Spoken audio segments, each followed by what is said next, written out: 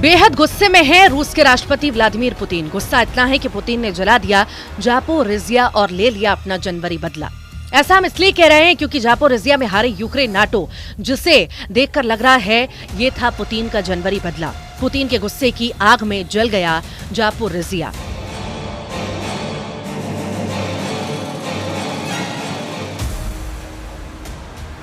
एक 1050 दिन से ज्यादा की रूस यूक्रेन जंग में अब जंग इतनी भयानक और बेरहम हो चुकी है कि रूस और यूक्रेन दोनों के सैनिकों के साथ साथ आम नागरिक मारे जा रहे हैं।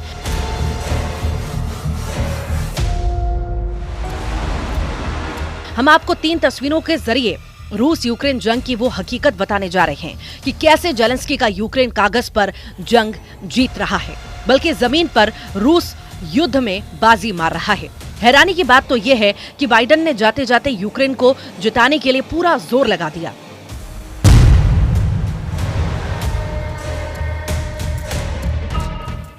लेकिन पुतिन का रूस नहले पर दहले मार रहा है। रूस के कुर्स्क इलाके में यहां यूक्रेनी सेना बाजी पलटना चाहती है, तो वहीं दक्षिण पूर्वी यूक्रेन के जापोरिजिया में रूसी मिसाइल और ग्लाइड बम ने भारी तबाही मचाई है। हम आपको दिखाने जा रहे हैं कि कैसे पुतिन ने अपने सैन्य अफसरों की मौत का बदला लिया, जिसने यूक्रेन के साथ साथ अमेरिका और ब्रिटेन को भी हैरान कर दिया।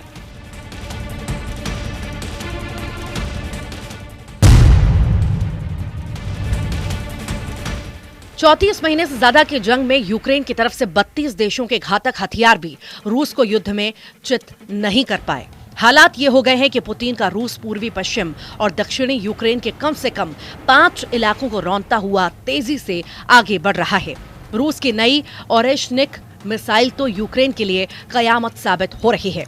जरा देखिए पिछले 24 घंटे से पुतिन के रूस ने किस तरह से यूक्रेन के जापोरिजिया को जला रहे हैं।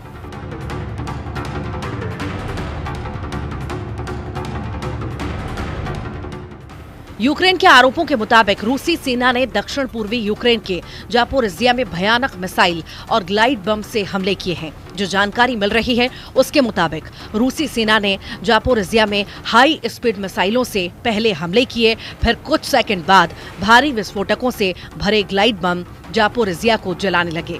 आप इसी से ही अंदाजा लगा सकते हैं कि हमले के महज 13 मिनट के अंदर जापोरिजिया का बड़ा इलाका धू-धू कर जलने लगा। इस हमले में 13 से ज्यादा यूक्रेनी नागरिक मारे गए, जबकि 30 से ज्यादा घायल हुए हैं।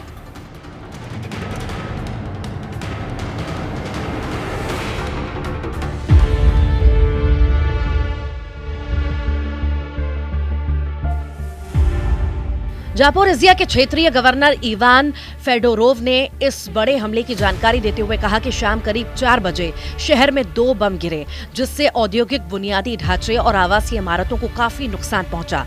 स्टेट सर्विस फॉर इमरजेंसी ने इस हमले में 4 सरकारी इमारतें और 27 वाहन तबाह होना बताए हैं। इसके अलावा 13 की मौत भी रूसी हमले में हुई है।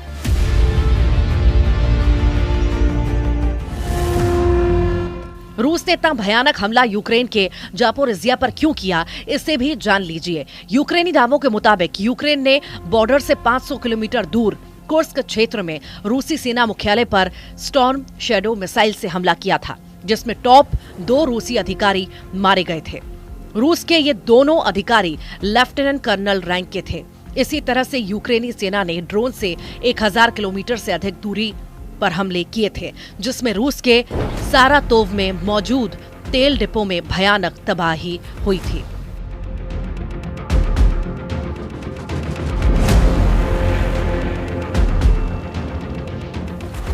रूस यूक्रेन जंग काफी विनाशक हो चुकी है। कुर्स्क इलाके में रूसी सैनिकों के साथ उत्तर कोरिया के लगभग 12,000 सैनिक यूक्रेनी सेना पर हमला कर रहे हैं।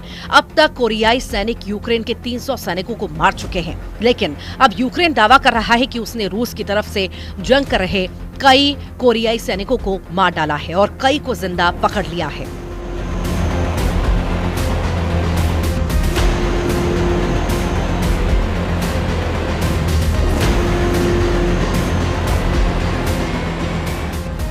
जरा ये तस्वीर देखिए। ये उत्तर कोरिया के सुप्रीम लीडर किम की सेना का सैनिक है, जिसे यूक्रेनी सेना ने रूस की तरफ से जंग करते वक्त गिरफ्तार किया।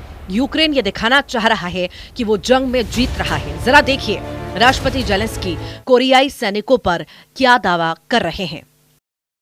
І ми бачимо, що російські військові та північнокорейські наглядачі взагалі не зацікавлені у виживанні цих корейців. Все у них робиться так, щоб для нас було неможливо захопити корейців в полон. Їх свої ж добивають, є такі факти, і в штурми росіяни їх посилають так, щоб у них було мінімум захисту. यूक्रेन के राष्ट्रपति जेलेंस्की ने दावा किया है कि इस युद्ध में रूस की मदद के लिए उतरे उत्तर कोरिया के 3000 से ज्यादा सैनिकों की मौत हो गई या फिर वे घायल हो गए। जेलेंस्की को डर है कि पुतिन और किम इसका बदला जरूर लेंगे। जेलेंस्की को डर है कि उत्तर कोरियाई रूस की मदद के लिए जल्द ही और सैनिकों और हथियारों को मॉस्को भेज सकता है। जेलेंस्की ने कहा है जिस तरह से इस जंग में उत्तर कोरिया रूस की मदद कर रहा है उसे लेकर दुनिया भर के नेता कुछ नहीं कर रहे।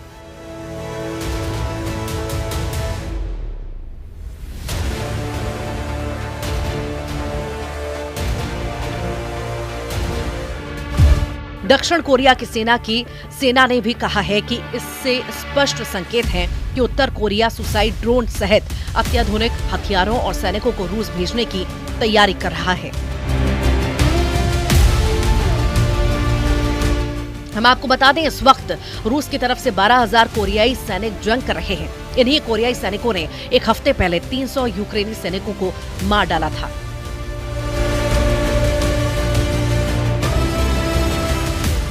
यूक्रेन, नेटो और पश्चिमी देशों की खुफिया एजेंसियां इस वक्त पुतिन के परमाणु तेवरों से कांपने लगी हैं। खबरों में दावा किया गया है कि 72 साल के पुतिन पिछले 48 घंटे में अपने टॉप कमांडरों और मंत्रियों के साथ मॉस्को से लेकर सेंट पीटर्सबर्ग तक लगातार परमाणु मीटिंग कर रहे हैं। दावा किया जा रहा है कि जब से यूक्रेनी सेना ने नेटो देशों के साथ मिलकर रूस पर लंबी दूरी को मिसाइलों से हमले किए हैं, उसके बाद से पुतिन ने दो टूक कह दिया है कि अब टेबल पर नहीं सिर्फ जंग के मैदान में ही युद्ध का फैसला होगा। आने वाले कुछ घंटों में ही रूस की तरफ से यूक्रेन पर या तो परमाणु हमला हो सकता है या फिर लंबी दूरी की बड़ी मिसाइलों से यूक्रेन की राजधानी कीव को तबाह किया जा सकता है।